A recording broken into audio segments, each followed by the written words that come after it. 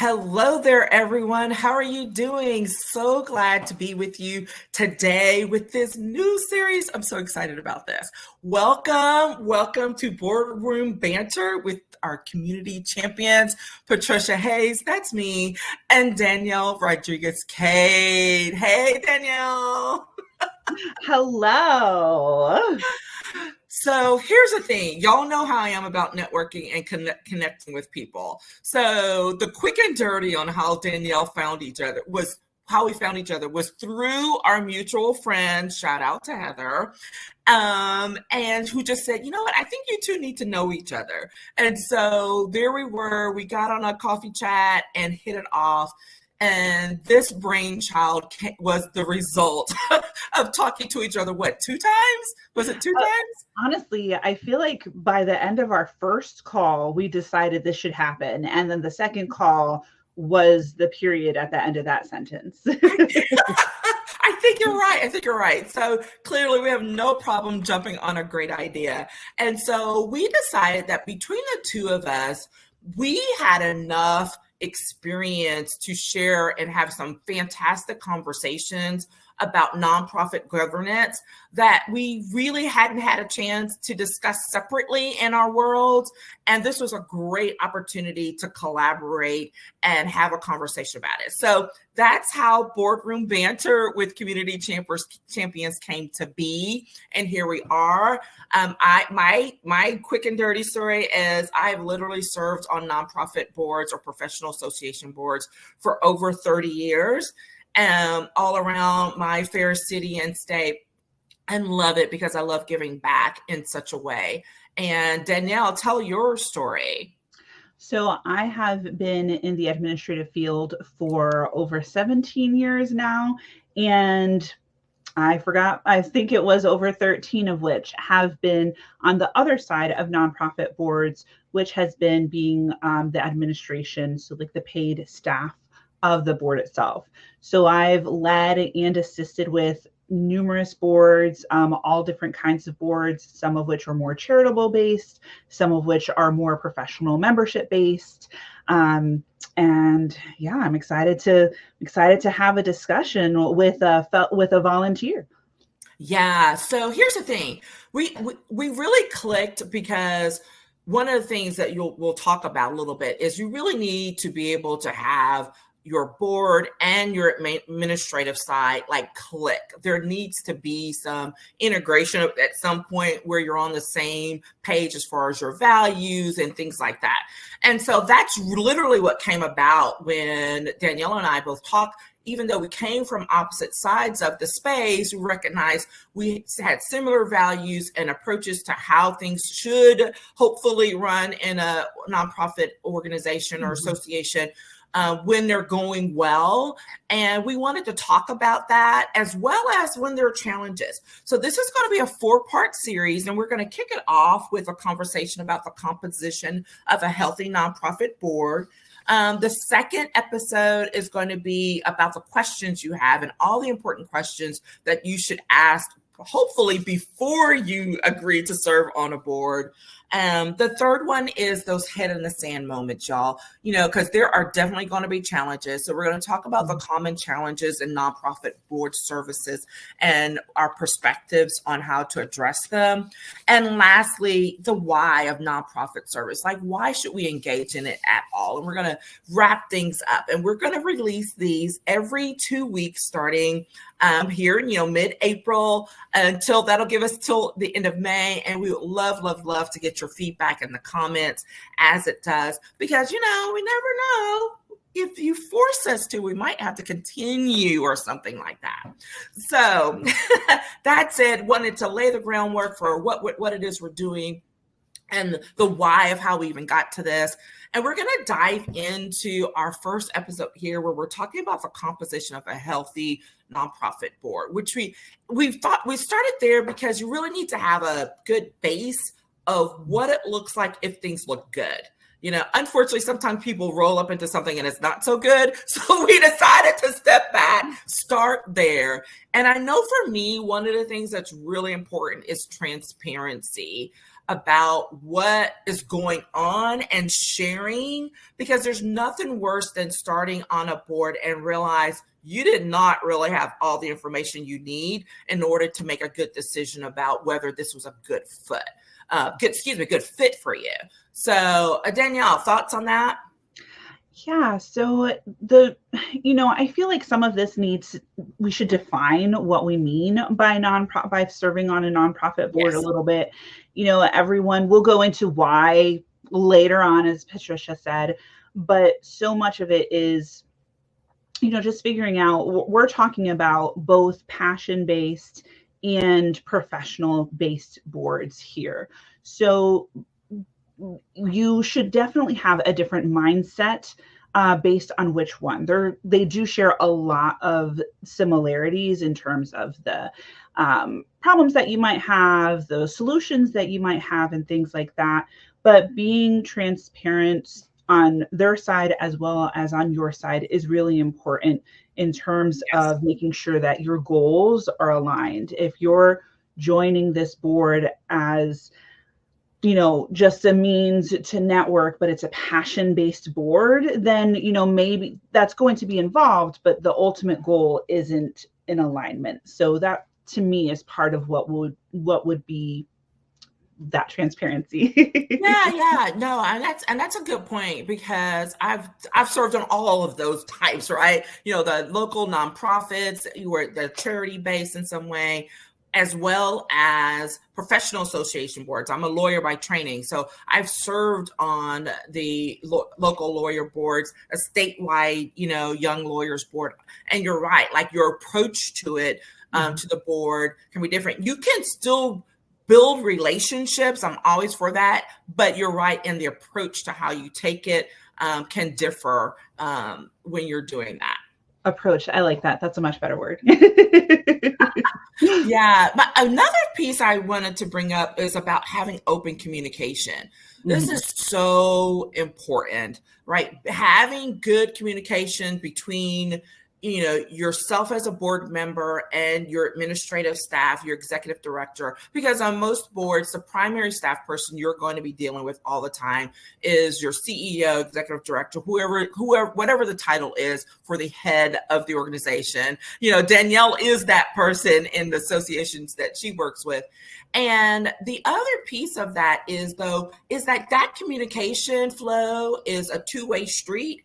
And it's not just from board member to ED or CEO, it's also between the board members, right? It's so important to be able to get to know and have a feel for your other board members and why they're serving and what expertise they bring to the table. Is that some of that the responsibility of the ED? A little bit when it's saying, hey, here's who we're bringing, that's getting into the whole how you're recruiting your board members and all of that. But once you're actually on it, like, it's your responsibility to get to know your fellow board members so that you can click. It doesn't mean you're always going to be in agreement on all your decision making, but it will really help you to understand someone's perspective. So as long as you're facilitating open communications, it will really help to be able to impact the decision making mode that you're in, when you're serving on that board. Absolutely. I think open communication, obviously, everybody knows communication is really important no matter what. It's always easier said than done. But really, especially since you're volunteering for this board, you want to eliminate as much as possible a duplication of efforts. And a lot of times people don't really understand where their roles are versus where the paid staff's roles are and things like that. So I always encourage a lot of questions. Ask any question, even if they're dumb, because, the paid staff is happy to help you. And really, it's only going to help each other. Everyone's goal should be that the organization, whatever its mission is, should thrive. And when you're able to get the information that you need to do your role better, then of course that helps. I recently was speaking with someone who they were looking for speakers. They were on their programming committee chair, and they're asking around all these questions. It was for a different chapter of an association that I manage. And so I said, have you reached out to your chapter executive? Because she actually has a whole database, a speaker database. And he's like, oh, no, that is, your volunteering hours are so, so important. Yeah. And to think that you had to spend all of this time and frustration when there was something at your fingertips, all you needed to do was ask. And it might have been, who knows? I don't know the chapter executive, so it might have been an issue with that as well. But I'm sure that if there was just a communication that said, hey, I need to find speakers, do you know of a resource? She would have been able to let him know. So things like that are just really important. Asking at the very least what resources are available. If you have an idea, most of the time your chapter executive or executive director or whatever is in that role will be able to at least point you in a direction so that you're not just hitting a wall.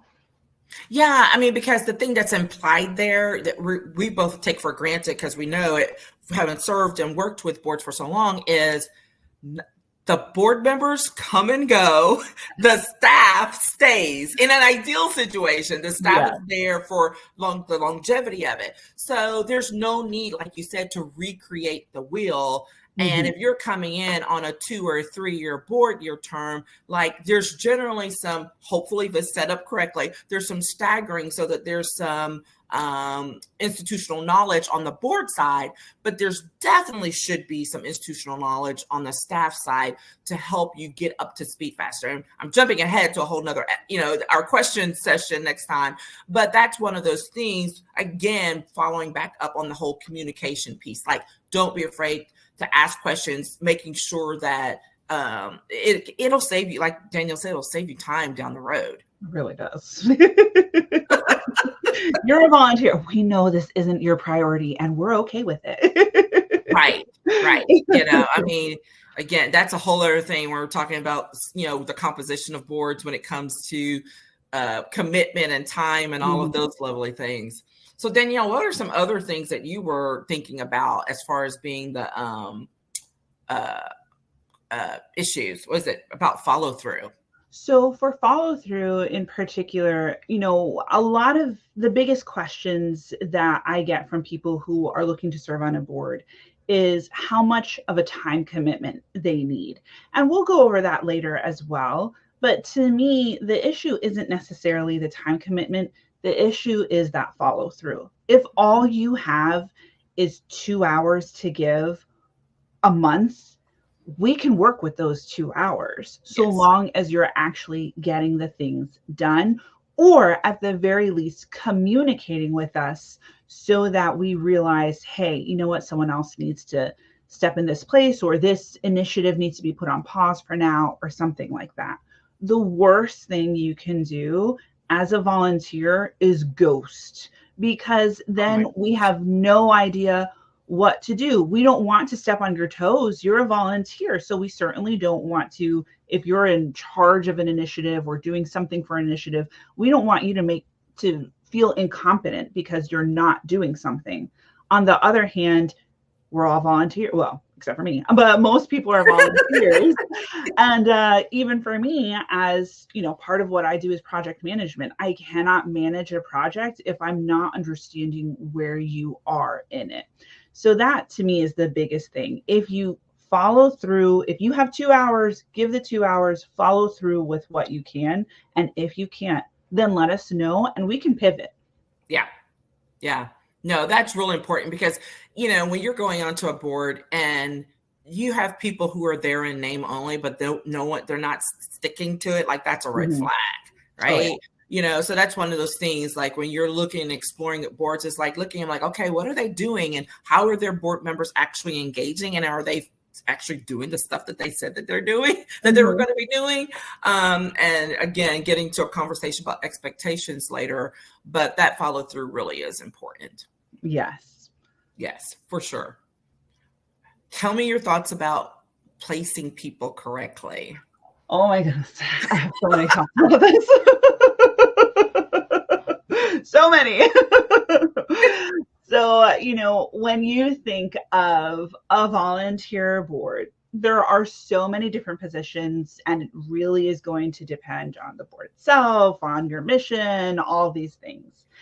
But one thing that you would think is a little bit of common sense, but it's not necessarily, are placing people correctly. You do not want someone who is really shy and really introverted in a membership position, and because that person needs to be there. They need to, unless they're willing to do so, but they need to be outgoing. They need to make the new members feel welcome. They need to make non-members want to be part of this organization. And you generally have to have a more outgoing personality in order to do that. If you are, on the other hand, if you are someone who is a people person but is terrible at the details, then you don't want them in a position like treasurer or something that requires governance. Governance. Yeah, you're right. So true.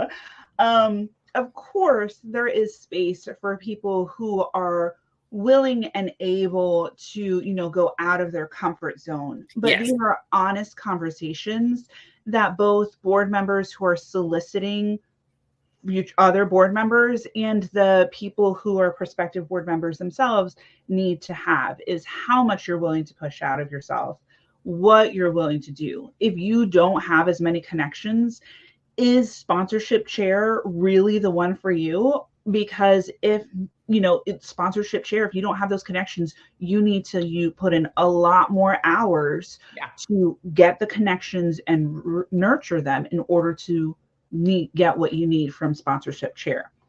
Again, there's space for all of it, but if you're not playing to what your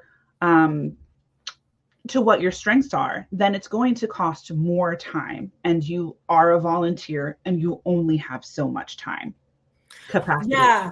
And there's so much to that. I know there's all of these things we're like barely touching the tip of, but I'm thinking about this from the perspective of, yes, going in and offering up your strengths. And you hinted at, well, this is something you're going to grow in, but it doesn't mean that you're starting from scratch, right? A lot of times when you're going in and starting from scratch on a skill and you're doing it board, most of the time, that's when you leverage starting in at a committee level, right? As a committee member, get your feet and your toes wet, figure out, is this really something I really want to expand more on or not? As opposed to serving on the board where like literally you need to up level to a different point when you're giving your give, right? And so that's really important. And there are those moments where like I've been asked to serve on a board.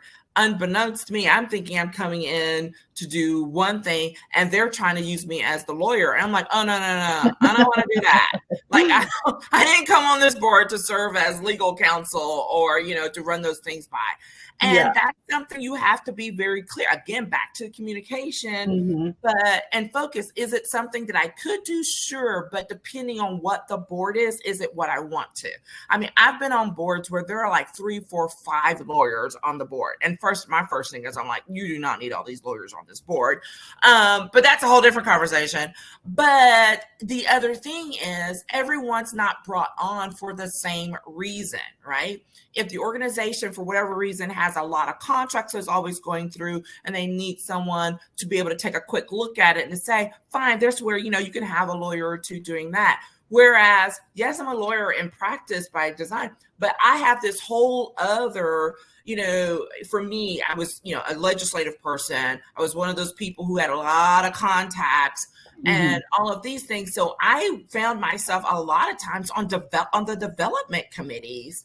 And I used to be like, what is that all about? Well, it was 2 things. Number one, I had an extensive, network. And number 2, I was never short of an idea.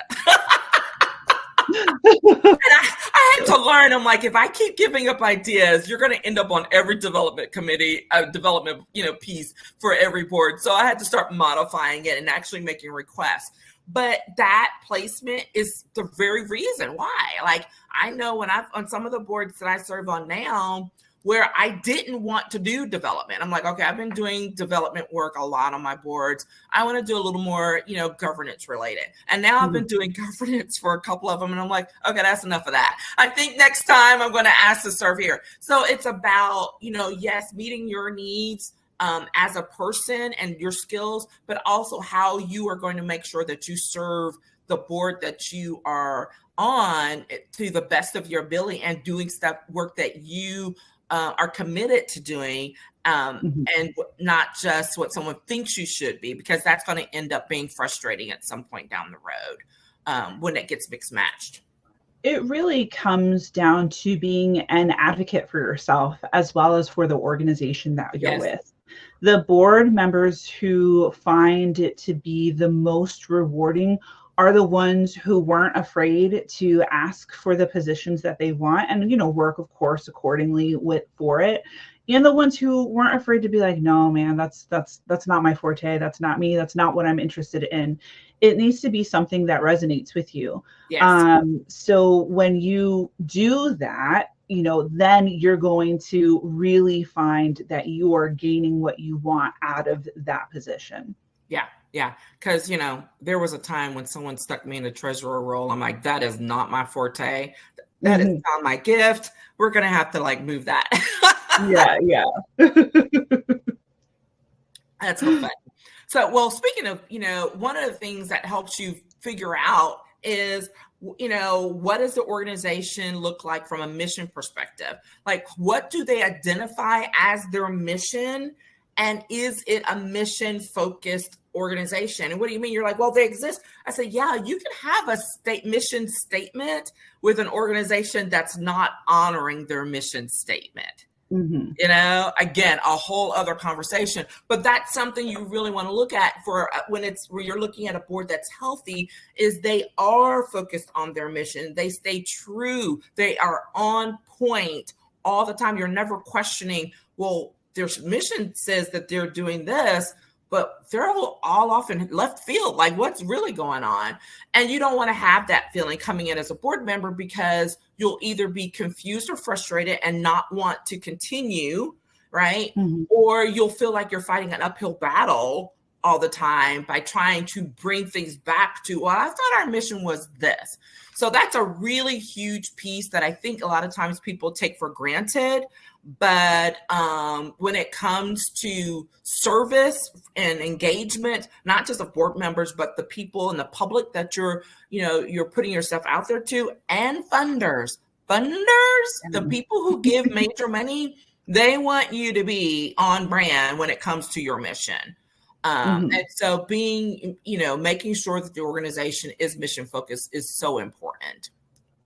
Absolutely. It's so different than a job. Let's face it. You know what? Even if you love your job, ultimately the mission is so that you can pay your bills. That's your mission. So, and then, there's nuances from there. But on the board, what unites you is that mission. So a lot of times, if you don't understand it, then you're not all working towards the same goal. And then the organization stops thriving, and it can hit a plateau because of it. Yes, no, for sure. Okay, man, we are cruising right along. This is so lovely. All right, so tell us, we're about to wrap it up, but now Danielle is going to talk to us about how do you feel about that, having a good relationship with your executive director? How does that fit into having a healthy board? So that is such a huge piece of the executive director of a healthy board, because really, the executive director, chapter executive, association manager, whatever, there's different levels and nuances in those positions. But basically, if we put it down to that paid staff, they are the history keeper, the person who keeps all the committees on task. They're they're supposed to be the consultants to a certain degree. They're the ones who you go to. They are your go-to person. You have a question on membership, you have a question on donations, you have a question on sponsorship, you don't know where to go from here. They're the ones that you go to. When you don't have that relationship with your executive director, then you don't have that history. You're working from scratch, and it's not good. And I've been parts of boards. I'm very thankful because I've had really wonderful relationships with my boards, and it's great. But especially for one of my clients, they are a medium-sized chapter of a larger organization. And sometimes when I see the relationships that other boards have with their chapter executives, it's a little sad because there's so much where, now maybe I'm biased because I'm a chapter executive, but sometimes it's like, but why do you have that mistrust with them? If there is something that is going astray, it most likely isn't, it can be related to the chapter executive or the executive director, but it most likely is a two-way streak. If membership is down and you are a membership organization, the chapter executive can only do so much to gain members. One thing that a lot of people fail to understand is the chapter executive or executive director, they're not in the field that you are volunteering in. So if this is an association for lawyers, then she's not a lawyer, most likely, or they're not a lawyer. They're in the administration field. They're not in the field of law. So they can only do so much in terms of that. What they can do is help you as a board to thrive. So it really is, that's where the transparency comes into play, that open communication, everything that we've been discussing. They can help you keep on task, but they cannot do your job for you. That's why there is a volunteer board. And then the other thing, oh, I just lost it. Wait for it. Oh, the other thing, I find that a lot of times, there's boards want one of two types of paid staff. They want one who just does the tasks, and that's fine. There's a space for that. And they want one who does the tasks, but also gives advice.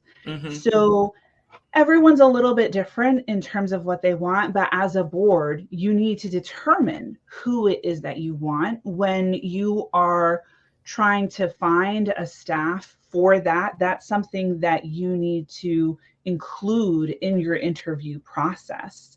For me, that's really important to me, to lend my expertise to my board to make their jobs easier. They're supposed to be paying for me as a thought partner on top of keeping them on task and taking care of their initiatives and things like that.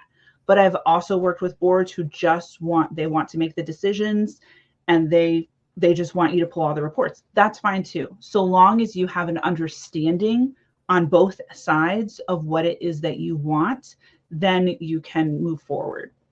Oh, yeah. Oh, my gosh. I mean, that's a whole other episode on itself. When I start thinking about governance, because that's one of those things when I get into about governance, because boards have a very specific role. Like they are big picture over here, not running the day-to-day of the board. And that's where it gets murky, right? And we'll talk about it a little bit later when we talk about some of the challenges, because especially for small nonprofits where they're very volunteer heavy, with very little staff, that can get challenging when you start putting, quote, working board around some tasks that are really meant to be staff driven, and you start drawing the line and or losing the capacity to make governance decisions because you're buried in the weeds as staff. That's a totally different conversation, but it does happen, and it is part of something you should consider when you're looking at your boards. We did it! Just to add to that ever so slightly, is also keep in mind that your paid staff is usually only contracted out for so much time. They're not an employee most of the time. They are a contractor. So if you give them too much that's out of what is in your contract, then that, again, it's not a them problem. again, another nuance that we did not get to because there's so much. But yeah, I mean, people presume that if you're the ED or CEO, that like you're a full-time staff person. And when you're talking about small nonprofits, so many times you are absolutely correct.